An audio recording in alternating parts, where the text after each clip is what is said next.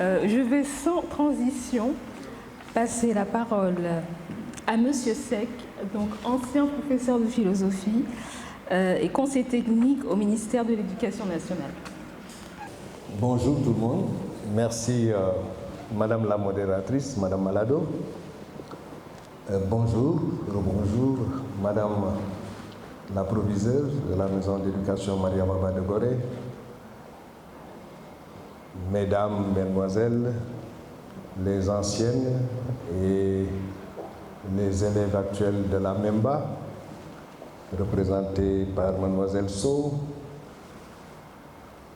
je salue tout le monde. Je salue surtout M. Fall, l'imam,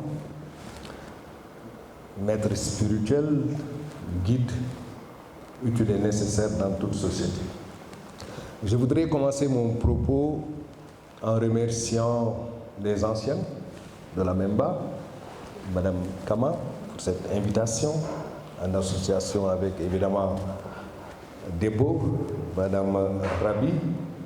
Je suis très content et très heureux d'être avec vous, de vous retrouver pour qu'ensemble on réfléchisse sur des questions actuelles, ponctuelles, intéressantes qui nous interpellent tous. Je remercie, je salue Mandiaye, je ne l'oublie pas, je salue tout le monde. Très content d'être ici avec vous, honorable invité.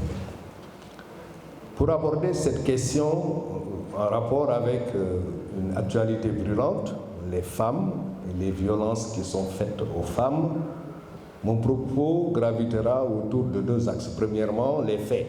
Ensuite, quelles mesures prendre pour mettre un terme à cette agression illégitime, irrationnelle et insensée à l'endroit des femmes qui constituent la moitié de l'humanité et qui sont avant tout nos mères et nos mamans. Tous les hommes qui viennent au monde, viennent dans ce monde, portés d'abord par les femmes qui méritent d'être respectées et honorées et non d'être maltraitées et violentées. Sur les faits, des études en Europe ont montré que 650 millions de femmes ont été mariées avant l'âge de 15 ans. C'est le mariage forcé, c'est une aberration. D'autres études ont montré qu'entre 30 et 70% dans le monde, des femmes ont été victimes de violences dans la vie conjugale et parfois même de viols à l'intérieur de la vie conjugale. C'est une agression, une injustice et un manque de respect à l'endroit des femmes qui sont brimées, violentées. C'est des coups, c'est des agressions physiques, c'est d'autres formes d'agression psychologique, morale, etc. au sein du couple et dans les familles. Une autre étude a montré que plus de 200 millions de femmes ont été victimes de mutilations génitales et parfois avant l'âge de 5 ans. C'est une aberration. Comment peut-on, à la fleur de l'âge, prendre une petite fille et lui faire mal dans son corps, dans son intégrité physique, sans son consentement? C'est un crime. C'est une abomination et des pratiques héritées de cultures ancestrales féodales qui ne reposent ni sur le bon sens, ni sur aucune valeur positive. Au Sénégal, en 2019, 1200 viols ont été enregistrés, 706 agressions sexuelles, 15 femmes ont été assassinées dans leur foyer par leur mari. En France, en 2020, 125 femmes ont été tuées par ou le mari ou par l'ex-conjoint. Mais voilà l'état des lieux. Partout donc, c'est des agressions, à travers les internets, à travers des coups, le mariage forcé, l'esclavage des femmes, etc. Parmi le trafic d'êtres humains, 71% constituent des femmes, sont donc la partie la plus vulnérable. Partout donc dans le monde, les femmes ont été victimes d'agressions, de brutalité, de la plupart du temps, des hommes donc qui sont des phallocrates, des hommes qui sont des sexistes, qui considèrent que la femme est peut-être inférieure à l'homme, donc des hommes qui se sont lourdement trompés et qui ont mis en tout cas une bonne partie de l'humanité à une place qu'elle ne mérite pas. Que faire à présent? Que faire? Il faudrait dire ça suffit. Comme vous avez initié des beaux, les anciens. Il faut s'y opposer fortement. Il faut dire que ça suffit. Il faut prendre d'abord des mesures pénales, coercitives, pour condamner fermement et fortement tous ces actes criminels à l'endroit des femmes. Au Sénégal, en 2019, la loi est allée très loin et aujourd'hui, le viol est un crime. C'est la chambre criminelle qui juge les violeurs. Et ils peuvent être enfermés à perpétuité. Et ça, c'est très bien comme mesure pour dissuader les phallocrates, les pédophiles et les violeurs. Je pense donc qu'il faut aller dans ce sens de la répression contre tous les actes qui sont contraires à l'éthique et à la morale et qui écrasent et briment les femmes. Mais par-delà la dimension coercitive, en Europe, parfois, quand un mari est très violent envers sa femme, il y a ce qu'on appelle le bracelet électronique, où la femme porte une partie, l'homme porte l'autre partie, et à chaque fois que l'agresseur s'approche de la victime, il y a donc une alerte qui est donnée et on peut secourir la femme. Il y a aussi des téléphones, les téléphones modernes, où il y a ce qu'on appelle la touche grave, stop danger, agression. Et immédiatement, lorsque un inconnu vous agresse, en France, il y a une année, ils ont sauvé plus de 400 femmes contre de telles formes d'agression. Donc il y a tout un dispositif, parce qu'il y a des maniaques sexuels, il y a des hommes, des phallocrates, des féodaux qui sont là, qui ne connaissent pas, qui ne savent pas d'ailleurs qu'eux-mêmes ils sont dans ce monde grâce aux femmes et qui ont des comportements qui sont contraires aux valeurs, à la logique, à la morale et au bon sens. Et par-delà maintenant, ce dispositif répressif, il faudrait aller plus loin. Il faut donner des réponses sociétales plus profondes pour que cela ne se reproduise plus. Et à mon avis, il faut aller dans le sens de l'éducation. C'est dans l'école, c'est dans les familles où il faut éduquer les hommes pour qu'ils ne développent pas des comportements sexistes. En France, on a mené une enquête où plus de 99% des femmes ont annoncé avoir été victimes de comportements sexistes. Dans nos valeurs, dans nos cultures, il y a des propos qui infériorisent la femme et qui donnent à l'homme une supériorité qu'il n'a pas.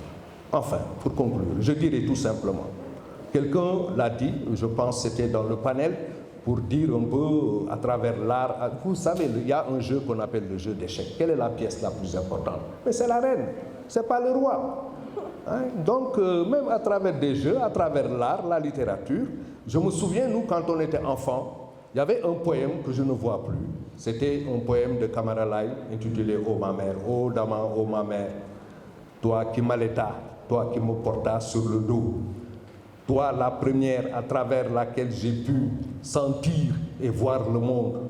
Oh ma mère, je pense à toi, je te remercie. » Merci.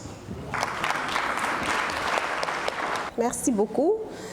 J'ai l'habitude de dire que je ne suis pas impressionnable, ou je le suis peu, mais là, du coup, passer après mon professeur de philosophie, ça va être un peu compliqué. Mais je vais essayer quand même de vous exposer ce que j'avais préparé pour ce sujet. Voilà, donc ce samedi, aujourd'hui c'est samedi, samedi 10 décembre, et il marque la fin des 16 jours d'activisme sur les violences faites aux femmes et aux filles.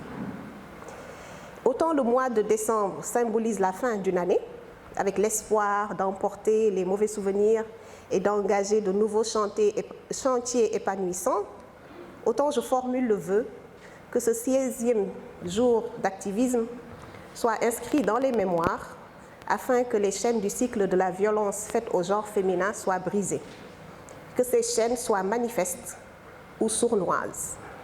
Parce que justement, le sujet qui nous réunit aujourd'hui est à classer dans ce registre des formes de violence qui n'en ont pas l'apparence.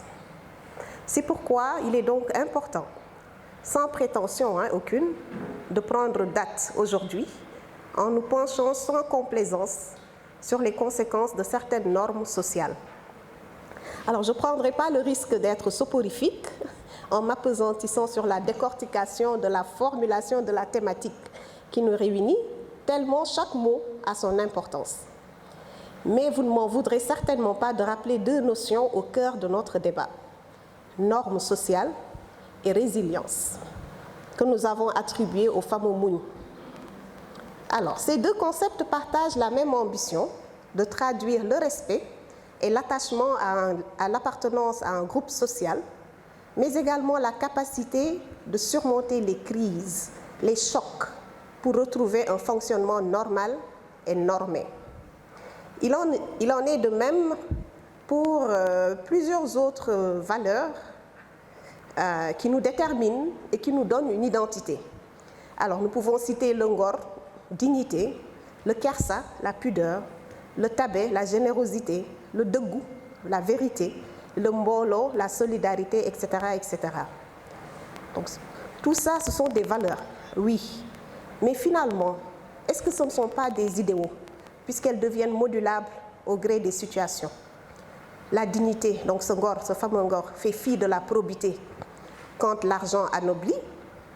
La recherche effrénée du buzz se gausse de la pudeur.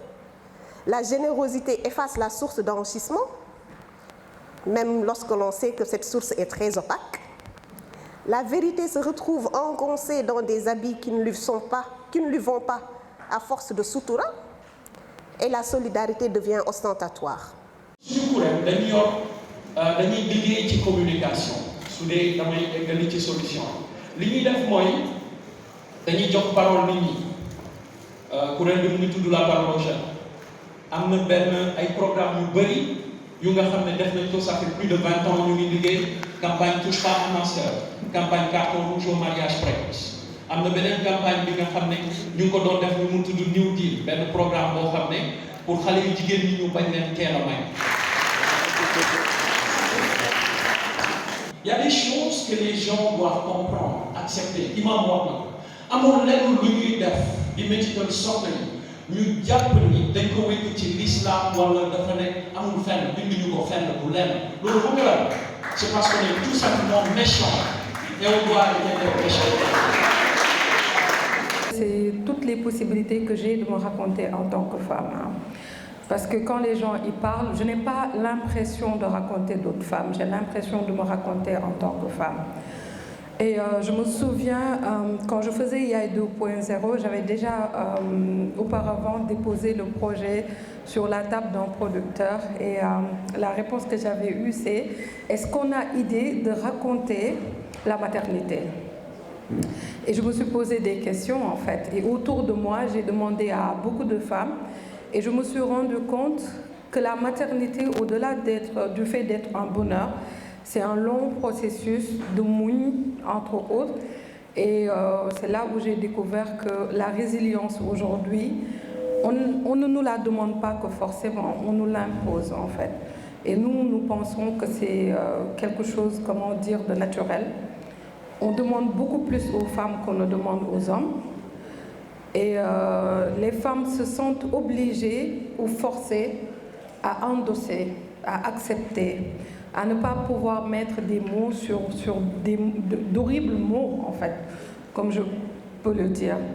Et pour moi, le fait de pouvoir raconter nos histoires de femmes, peu importe l'histoire, il n'y a pas de petite histoire. Quand on se raconte en tant que femme, on donne de la chance à d'autres femmes de découvrir les choses, d'en apprendre. Quand on va dans des pays en Europe ou aux États-Unis, les femmes témoignent de leur vécu. En témoignant de leur vécu, elles aident d'autres femmes à pouvoir transcender ce qui leur arrive.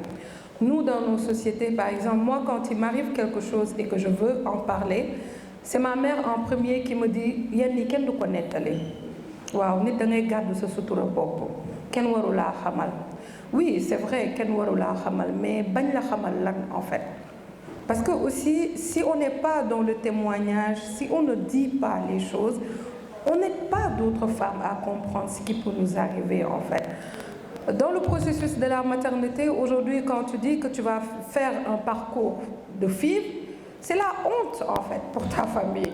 C'est comme si quelque part tu n'avais pas le droit de dire écoute, je veux un enfant mais je ne veux pas le faire naturellement, je vais passer par un processus qui est douloureux, qui est long, qui est pénible. Est-ce que j'ai d'autres femmes sénégalaises, pas forcément européennes ou autres, avec qui en parler?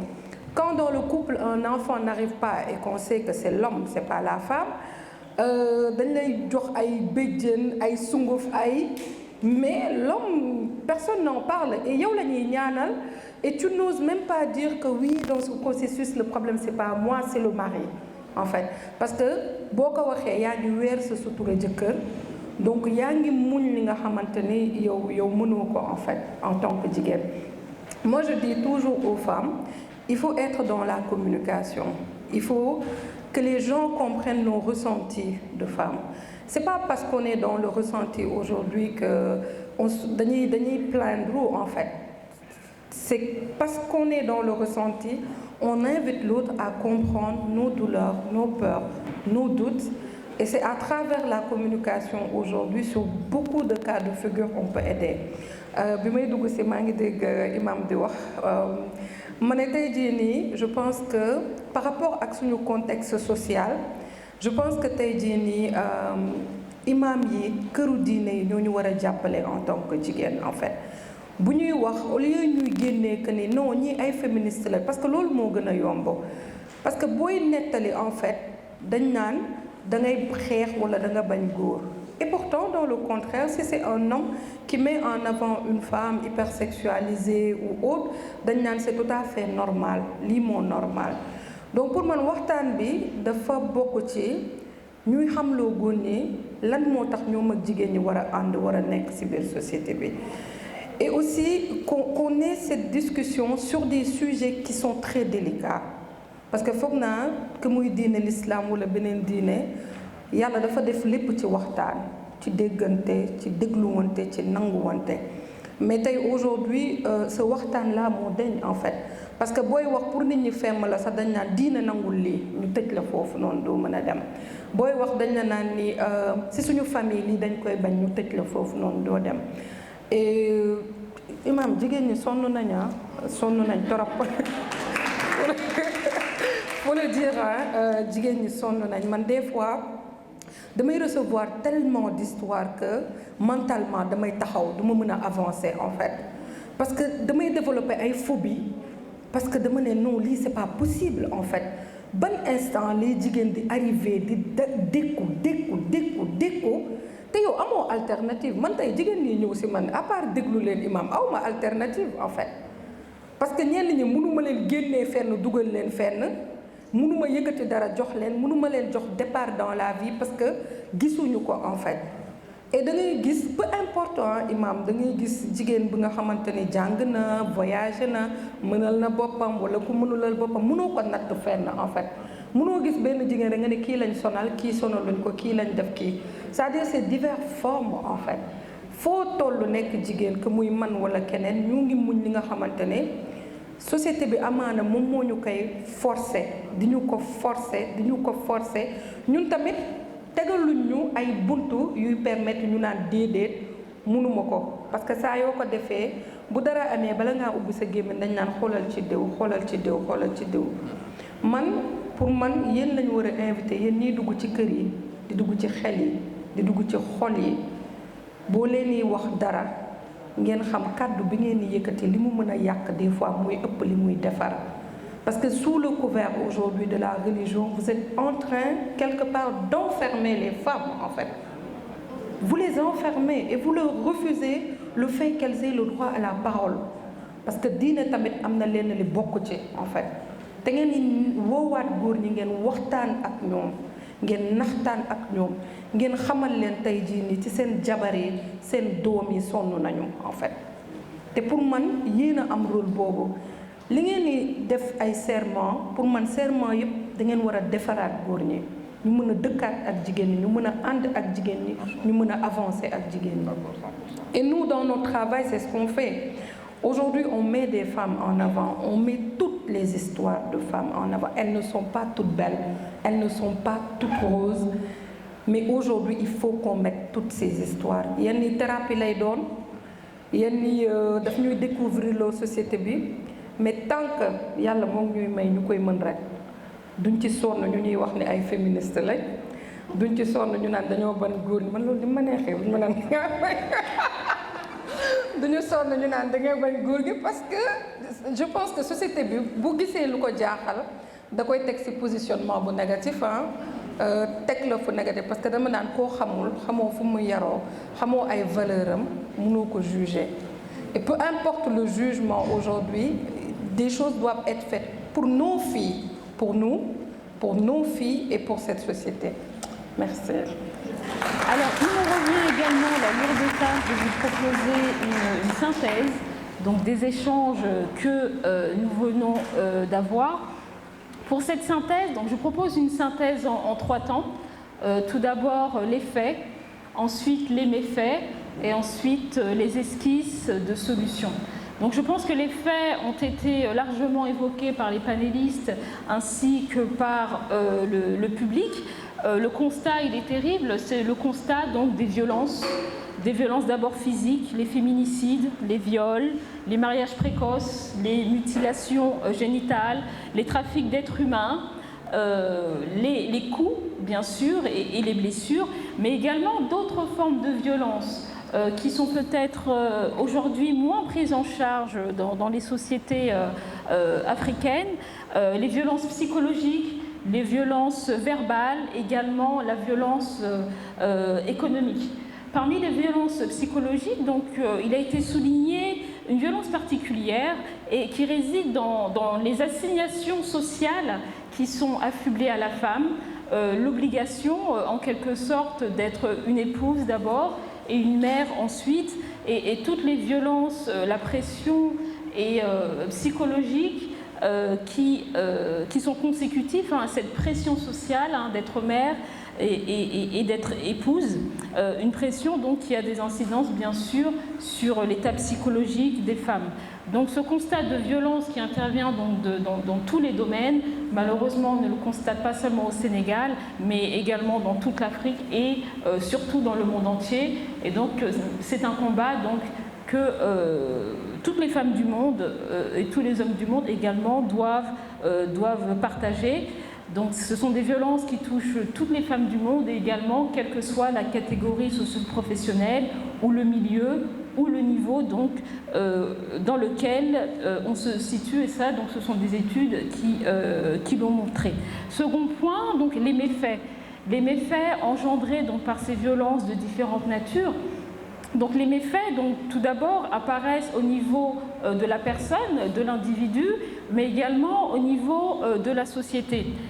S'agissant d'abord des méfaits donc, que supportent les individus, donc les femmes, bien sûr, les méfaits donc, ayant trait donc, au mal-être, au malaise, au malheur porté donc, par ces femmes qui subissent ces violences, les différents traumatismes dont il a été dit qu'ils étaient transgénérationnels et qu'ils se transmettent par le biais de l'épigénétique, les maladies physiques également, outre les maladies psychologiques comme la dépression ou la déprime. Donc il a été prouvé même scientifiquement que de nombreuses maladies physiques avaient pour origine donc, les violences que les personnes subissaient.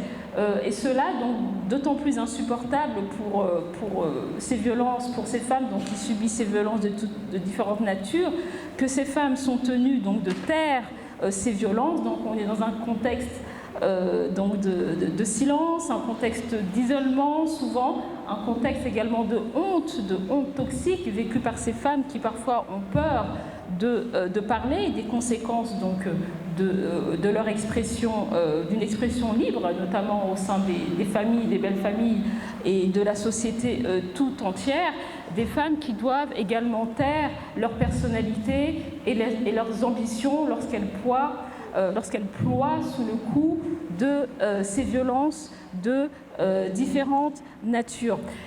Violences également, donc des méfaits qui transparaissent donc, par le biais donc, de la société. La femme est la moitié de l'humanité, c'est le pilier donc, de la société. Donc lorsque le pilier de la société est atteint et dans cette situation qui mène à la destruction, à l'autodestruction, c'est nécessairement donc, la société par conséquent qui deviendra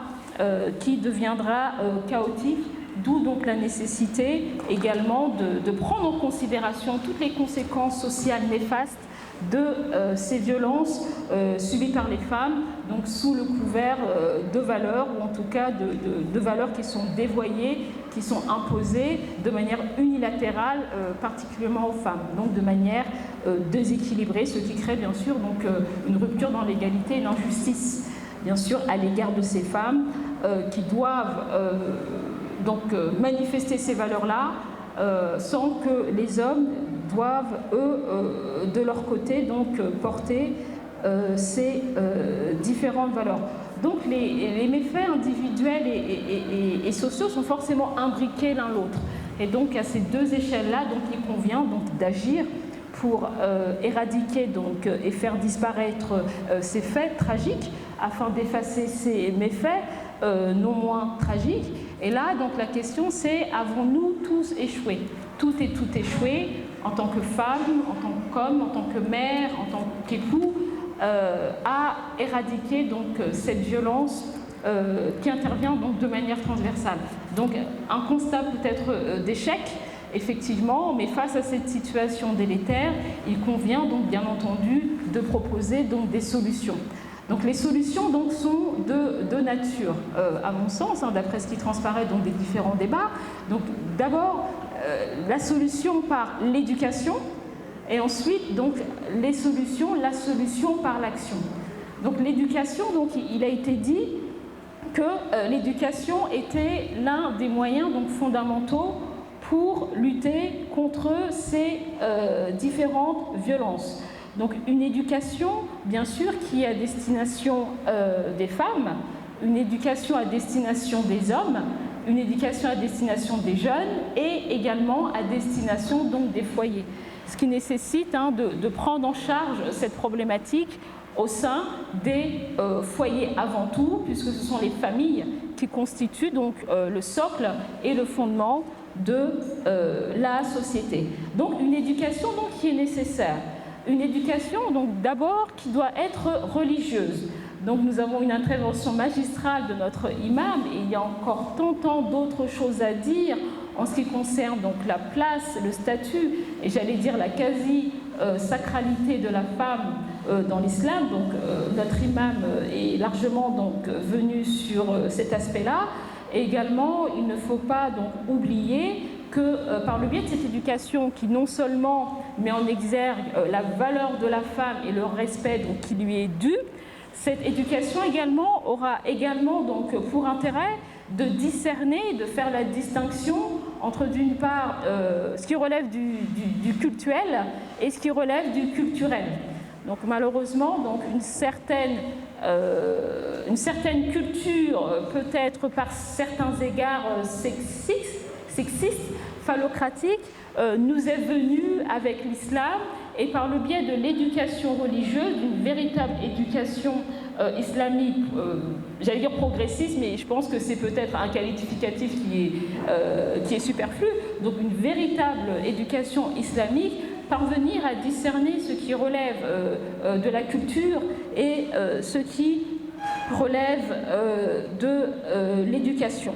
Donc un second point donc, concernant donc, cet aspect lié à l'éducation, une éducation également par le biais donc, des études que les femmes doivent mener, donc parallèlement bien sûr à celles que mènent les hommes, afin que grâce à ces études donc, les femmes puissent s'ouvrir au monde, puissent également développer sans doute leur esprit critique, mais surtout leur autonomie qui leur permettra, qui leur donnera ici donc un moyen matériel également de partir tout simplement lorsqu'elles subissent des violences de quelque nature que ce soit.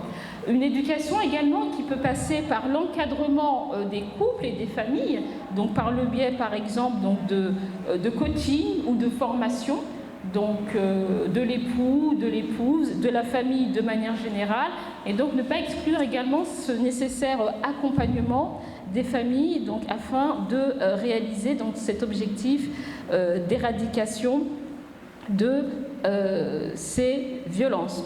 Donc il a été dit également, souligné que malheureusement, donc, la femme apparaît également comme étant le plus grand ennemi donc, de la femme.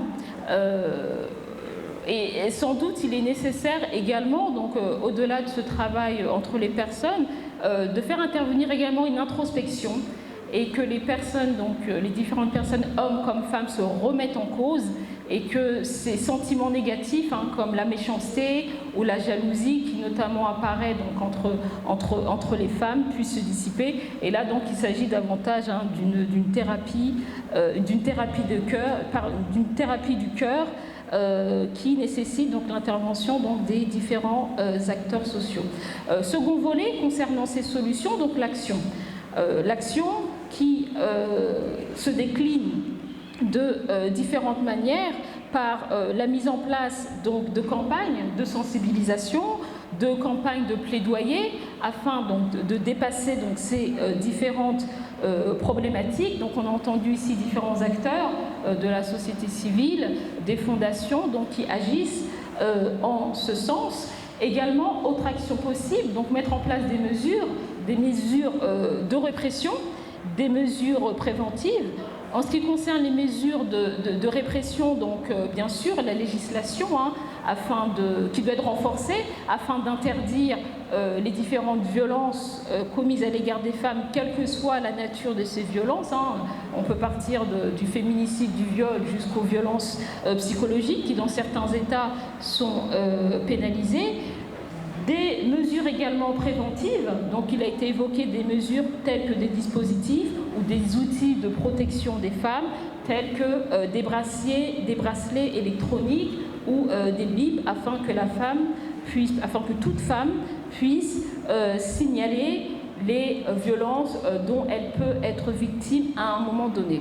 Autre type d'action possible par l'art et par la culture, une action donc qui permet aux femmes, par ce biais-là, de la culture et de l'art, de la littérature également, de se raconter, donc donner la voix aux femmes afin qu'elles puissent se raconter et qu'elles puissent raconter également, pour celles qui n'ont pas de parole, qu'elles puissent également raconter donc, la souffrance, quel que soit le biais utilisé, que ce soit le cinéma, la poésie ou autre, qu'elles puissent également raconter les violences et les drames dont elles sont victimes et ainsi être le porte-voix et le reflet de ceux qui n'ont pas de voix.